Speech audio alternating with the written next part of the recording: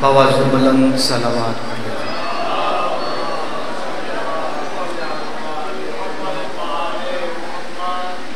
ماشاءاللہ لا حول ولا قوة الا باللہ العلی العظیم۔ بسم اللہ الرحمن الرحیم۔ رب اشرح لی صدری ویسر لی امری واحلل عقدۃ من لسانی یفقہوا قولی۔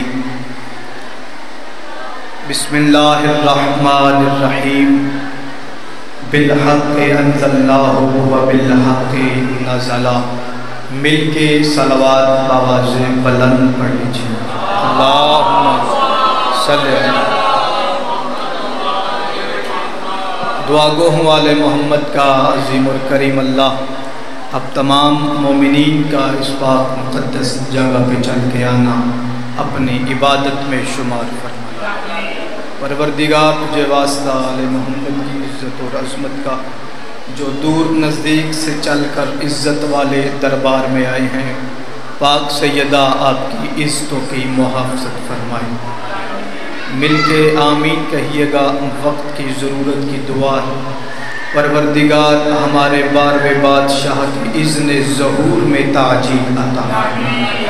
پروردگار ہم سب کو امام زمن علیہ السلام کے ناصرین اور منتظرین میں شمار فرمائے۔ ہم سب کو امام زمان علیہ السلام کی پاک فوج میں شمار فرمائے۔ پروردگار تجھے واسطہ آل محمد کی عزت اور عظمت کا، بانیان مجلس کے جتنے مرحومین جو دنیا سے چلے گئے سب کی بلندی درجات میں اضافہ فرمائے۔ اپنی اپنی دعاؤں کی قبولیت کے لیے، اپنے اپنے مرحومین کی بلندی درجات کے لیے مل کے صلوات بآواز بلند پڑھ لیجیے۔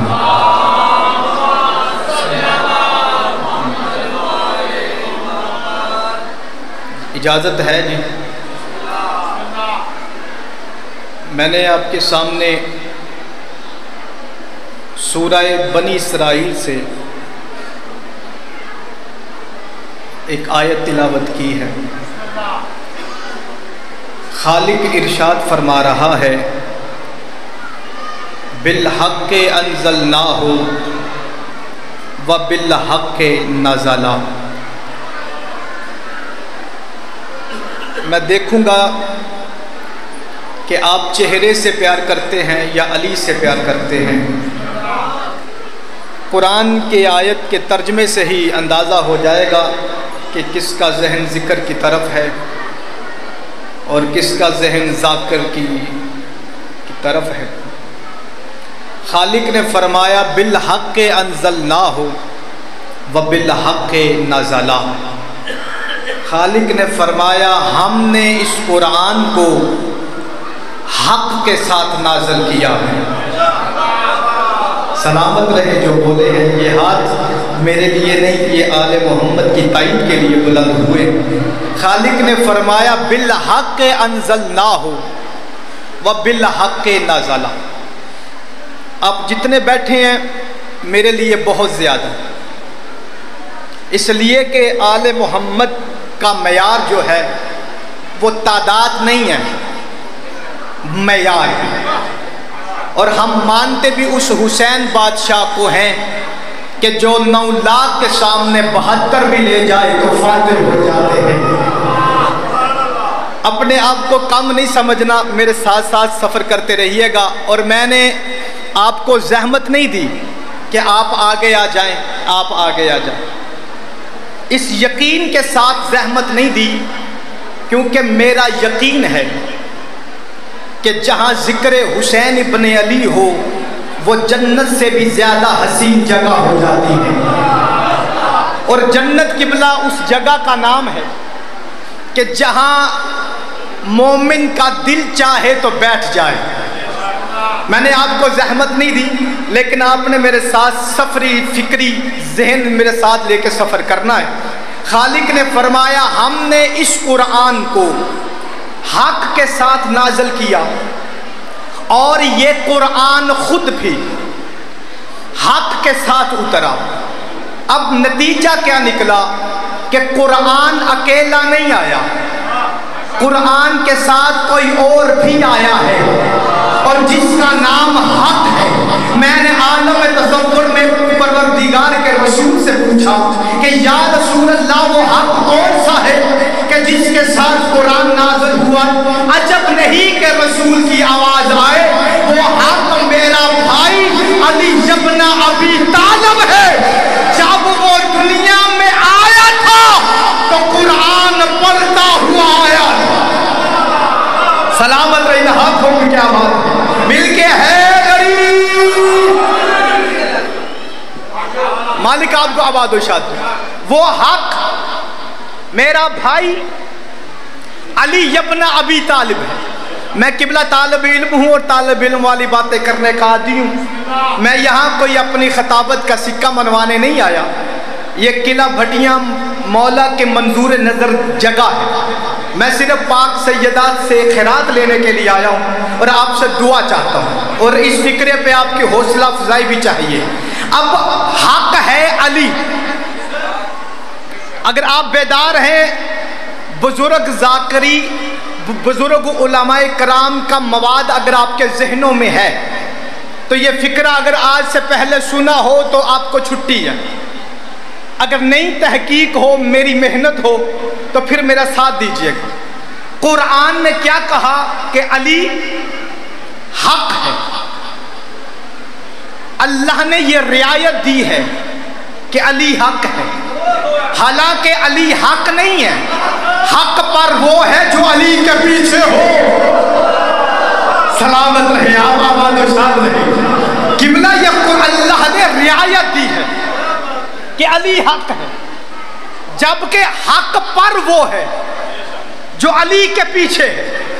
اب قرآن حق پر ہے، نماز حق پر ہے، روزہ حق پر ہے، زکوٰۃ حق پر ہے، خمس حق پر ہے، تولا حق پر ہے، یہ ساری عبادات حق پر ہیں۔ علی حق نہیں ہے، علی حق نہیں ہے، حق پر وہ ہے جو علی کے پیچھے ہو۔ اب شیعہ مجمع سے زیادہ باریک مجمع کوئی نہیں، اگر آپ جان بوجھ کے نہ بولے تو یہ آپ کی مرضی ہے، اگر داد محنت میں کوئی رعایت ہو تو بے شک نہ بولنا۔ اللہ نے کہا کہ قرآن حق ہے، ادھر توحید نے آواز دے کے کہا کہ قرآن حق ہے۔ مدینے کی دھرتی پہ بیٹھ کر مزاج توحید نے ہاتھ اٹھا کے کہا پروردگار پھر قرآن کو ادھر پھیر جدھر علی ہو۔ سلامت رہے نا ہاتھوں کی، کیا بات ہے نا ہاتھوں کی، سلامت رہے۔ پیغمبر نے کیا کہا پروردگار اب حق کو قرآن کو ادھر پھیر جدھر علی ہو۔ تو علی آگے ہے، حق پیچھے ہے، علی آگے ہے، قرآن پیچھے ہے، علی آگے ہے، نماز پیچھے ہے، علی آگے ہے، روزہ پیچھے ہے، علی آگے ہے، زکوٰۃ پیچھے ہے، علی آگے ہے، قرآن پیچھے ہے۔ تمہیں عقل نہیں آتی جب قرآن کی مجال نہیں کہ وہ علی کے آگے چلے تو پھر کسی کی کیا مجال ہے وہ علی کے آگے کھڑا ہو۔ سلامت رہے آپ۔ علی آگے ہے، حق پیچھے ہے، قرآن اور علی۔ پیغمبر کی حدیث ہے القرآن مع العلی وعلی مع القرآن، قرآن علی کے ساتھ،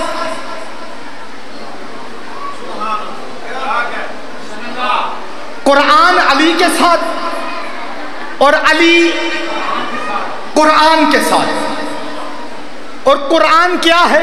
حق ہے۔ اور پیغمبر نے کیا فرما الحق مع العلی، جناب بے نیازی کریں گے، قرآن علی ہے، علی قرآن ہے، حق علی ہے، حق علی ہے، علی حق ہے۔ قرآن علی کے ساتھ، علی قرآن کے ساتھ. اب قبلہ جو قرآن کا مزاج وہ علی کا مزاج، جو علی کا مزاج وہ قرآن کا مزاج، جو علی کا مزاج وہ قرآن کا مزاج، جو قرآن کا مزاج وہ علی کا مزاج. یعنی کہ قرآن علی ہے، علی قرآن ہے. تو اب میں بتانا چاہتا ہوں کہ قرآن کا مزاج کیا ہے. تو میں نے پروردگار پہ عرض کیا کہ پروردگار تو بتا کہ قرآن کا مزاج کیا ہے.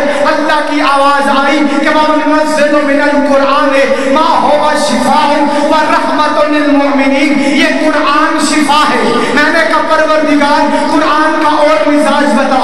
اللہ نے آواز دے کے کہا ذَلِكَ مِمَّا أَوْحَىٰ إِلَيْكَ رَبُّكَ مِنَ الْحِكْمَةِ. یہ قرآن حکمت ہے. میں نے کہا پروردگار قرآن کا اور مزاج بتا. اللہ کی آواز آئی فَمَنْ حَاجَكَ فِيهِ مِنْ بَعْدِ مَا جَاءَكَ مِنَ الْعِلْمِ. یہ قرآن علم ہے. میں نے کہا پروردگار قرآن کا اور مزاج بتا. اللہ کی آواز آئی ہے نزل علیک الکتاب وتبیانا لکل شیء ھدی ورحمۃ للمؤمنین. یہ قرآن ہدایت ہے. میں نے کہا پروردگار قرآن کا اور مزاج بتا. اللہ کی آواز آئی تبارک الذی نزل الفرقان علی عبدہ لیکون للعالمین نذیرا. یہ قرآن فرقان ہے. یہ قرآن حق و باطل کے درمیان فرق پیدا کرنے والا ہے. میں نے کہا پروردگار قرآن کا اور مزاج بتا. اللہ کی آواز آئی انہ لقرآن کریم لا یمسہ الا المطہرون. یہ قرآن طاہر ہے. میں نے کہا پر اتنا حیران نہ ہوئیے گا. جو قرآن کا مزاج ہے وہ علی کا مزاج ہے. جو علی کا مزاج ہے وہ قرآن کا مزاج ہے. اب جو حسین کے اکبر کا ماتمی ہے ہو نہیں سکتا وہ ہاتھ اس کا نیچے آ جائے. اب قرآن کا مزاج یہ ہے کہ قرآن شفا ہے. علی مالک خاک شفا کا باپ ہے.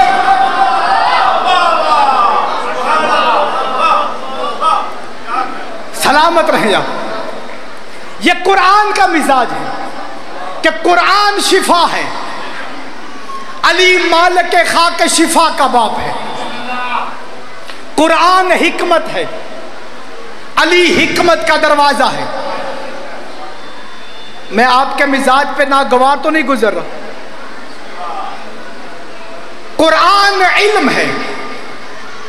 علی باب العلم ہے. چلے میں آپ کے مزاج کے قریب آ کے بات کرتا ہوں. چلے دانت نہیں دیں گے, کم از کم بات تو آپ سن لیں گے. قرآن میں لفظ قرآن 72 سے زیادہ مرتبہ استعمال ہوا ہے. ہمارے پاس جو لفظوں کی صورت میں کتاب موجود ہے اس کتاب میں لفظ قرآن بار بار استعمال ہوا. قرآن قرآن قرآن قرآن. جو محنت پہ بولنا جانتے ہیں وہ میرے ساتھ سفر کریں. 5 جگہوں پر اللہ نے قرآن کے ساتھ نسبت لگائی. باقی جگہوں پہ اللہ نے قرآن قرآن قرآن قرآن کہا, لیکن 5 جگہوں پہ اللہ نے قرآن کے ساتھ نسبت لگائی. مثلا سورہ یاسین آپ صبح پڑھتے ہوں گے. اللہ کیا فرماتا ہے؟ یاسین والقرآن الحکیم. یہ قرآن حکیم ہے. پھر اللہ نے فرمایا قرآن عظیم. پھر اللہ نے فرمایا انہ لقرآن کریم. یہ قرآن کریم ہے. پھر اللہ نے سورہ کاف میں ارشاد فرمایا کاف والقرآن المجید.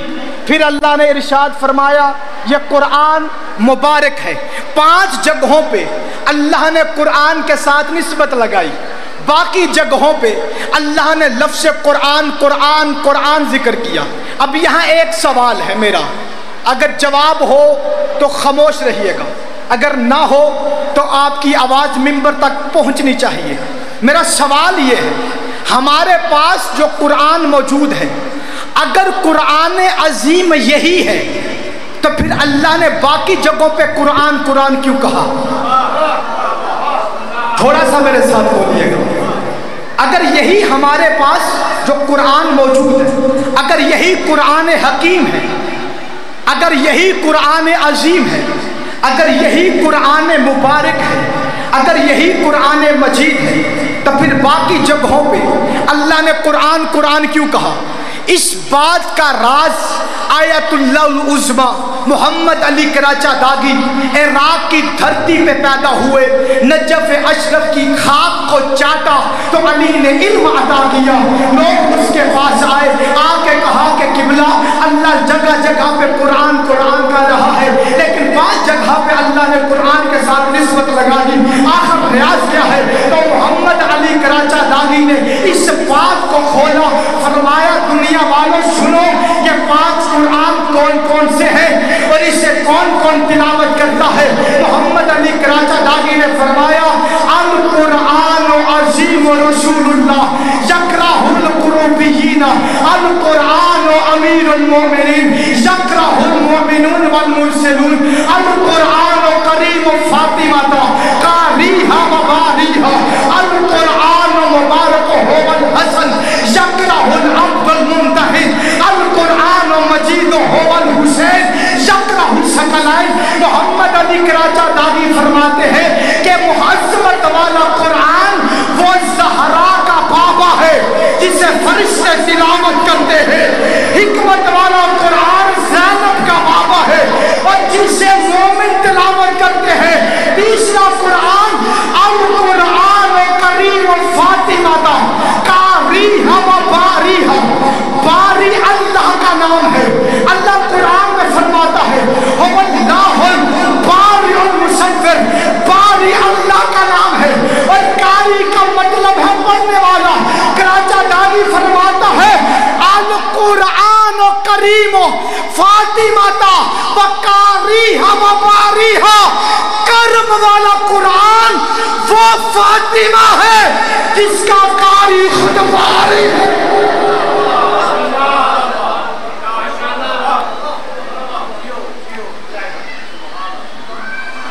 کرم والا قرآن وہ سیدہ ہے،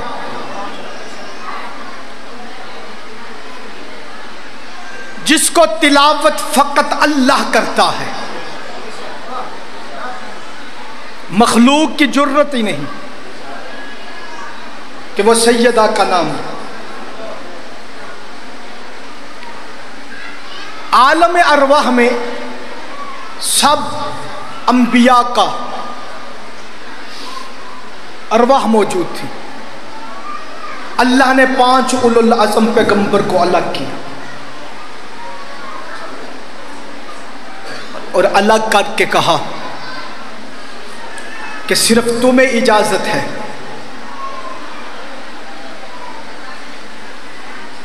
سیدہ کے نام لینے کی، کسی کو اجازت نہیں ہے، صرف 5 اولو العزم پیغمبروں کو اجازت ہے سیدہ کا اسم لینے کی۔ اور ادھر سے جناب سیدہ کی آواز آئی اللہم انظر ہؤلاء، پروردگار ان کو اجازت دے دے میرا نام لینے کی۔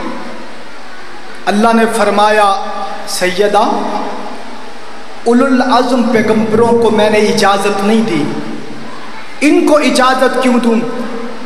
سیدہ کی آواز ہے اس لیے کہ ان کے دل میں میرا حسین رہتا ہے۔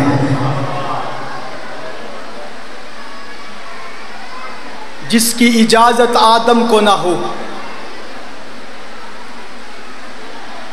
آدمی کو کیسے ہو سکتی؟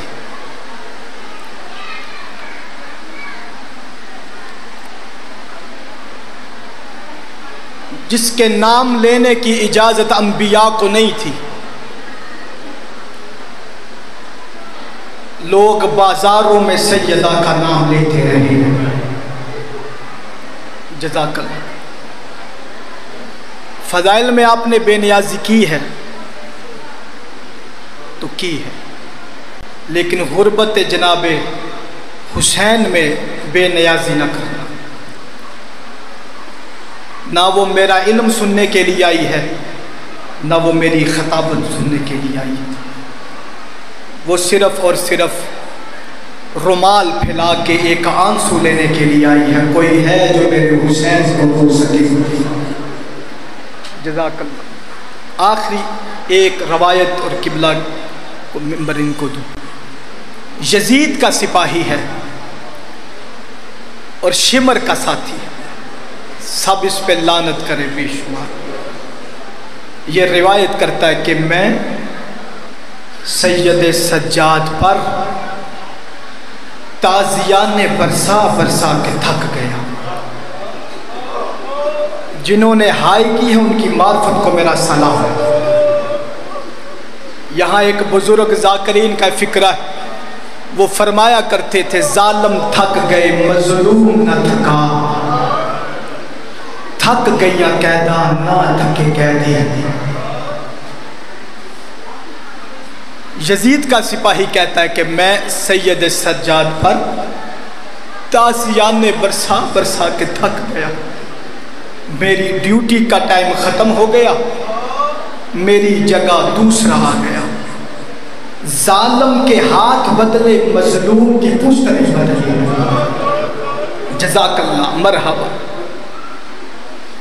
یزید کا سپاہی کہتا ہے کہ میں زندان سے باہر نکلا، ایک بوڑھی عورت ہے، وہ کوئی چیز لے کے سینے سے لگا کے دائیں بائیں دیکھ رہی ہے۔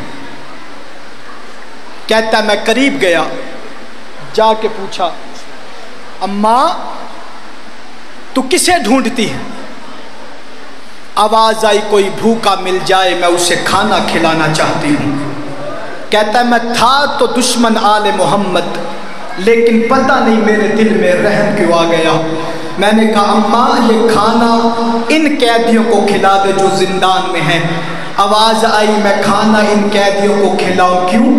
یہ تیرے رشتہ دار ہیں؟ کہتا ہے نہیں اماں۔ کہتے ہیں پھر کیوں؟ کہتے ہیں کھانا انہیں کھلاؤں، جو سید بیٹھے ہو ہائے ضرور کر دینا اس فکرے پر، کیونکہ آپ وارث آل محمد بھی ہیں، آپ وارث غم آل محمد بھی ہیں۔ وہ کہتا ہے 3 وجہ سے کہتا ہوں یہ کھانا ان قیدیوں کو کھلا دے۔ کہتا ہے پہلی وجہ کون سی ہے؟ یہ آواز دے کے کہتا ہے پہلی وجہ یہ ہے یہ شریف ترین ہے، دوسری وجہ یہ ہے یہ مدہ عبادت گزار ہے، تیسری وجہ یہ ہے یہ مدینے کے رہنے والے ہیں۔ عزاداروں جب مدینے کا نام آیا بڑھیا کانپ گئی، کانپ کے کہتی کون سا مدینہ؟ آواز آئی مدینہ تو نبی محمد مصطفیٰ کا مدینہ۔ عزاداروں یہ روٹیاں سینے سے لگا کے زندان کی طرف دوڑتی بھی جاتی ہے اور اپنے آپ سے ایک بات کہتی ہے میں آج ہی مولا حسین کو خط لکھوں گی اور خط میں کہوں گی مولا حسین آپ کے شہر کے کچھ لوگ قیدی ہو کر شام میں آ گئے ہیں، مولا اگر آپ نہ آ سکے تو علموں والے غازی کو بھیج ان قیدیوں کو چھڑا کے لے جائے۔ عزاداران امام مظلوم کربلا یہ روتی روتی زندان میں داخل ہوئی، سامنے چھوٹے چھوٹے بچے دیکھے، یہ ملکہ شرم و حیا علی کی بڑی بیٹی کے قریب آئی، آگے کا ایک قیدر بی بی میں ان بچوں کو کھانا کھلانا چاہتی ہوں۔ بی بی نے فرمایا ہم آل محمد ہیں، پہلے تو دعا منگوا بعد میں کھانا کھلوا لینا۔ یہ روتی روتی کہتی ایک قیدر بی بی میری دعا کوئی لمبی چوڑی نہیں ہے، ایک چھوٹی سی دعا ہے۔ ایک زمانہ تھا میں بیمار ہو گئی تھی، کائنات کے طبیبوں نے مجھے جواب دے دیا تھا، میرا بابا مجھے مدینے لے گیا۔ ہم کائنات کے رسول کی خدمت میں حاضر ہوئے، پیغمبر نے فرمایا تم کہاں سے آئی ہے؟ کہا شام سے آئی ہوں۔ کہا بی بی جب شام کا نام آیا ادھر سے حسین آ گئے، کہا حسین یہ تیری مہمان ہے، اس کے لیے دعا مانگ اللہ صحت عطا کرے۔ کہا بی بی حسین نے دعا مانگی، اللہ نے صحت عطا کی۔ ہر جمعرات میں دعا مانگتی ہوں اور بھوکوں کو کھلاتی ہوں اور کہتی دعا مانگو اور میرا حسین سلامت رہے، اور دعا مانگو میرا حسین زندہ رہے۔ یہ فکر ہر بی بی نے سنے، لیکن جیسے بی بی سکینہ نے سنے، بی بی سکینہ قریب آئی، آ کے کہا اماں تو جس کی زندگی مانگ رہی ہے میں 7 قدموں پر کھڑی ہو کر قاتل کی منتیں کرتی رہی، اور نہ مار، اور میری دادی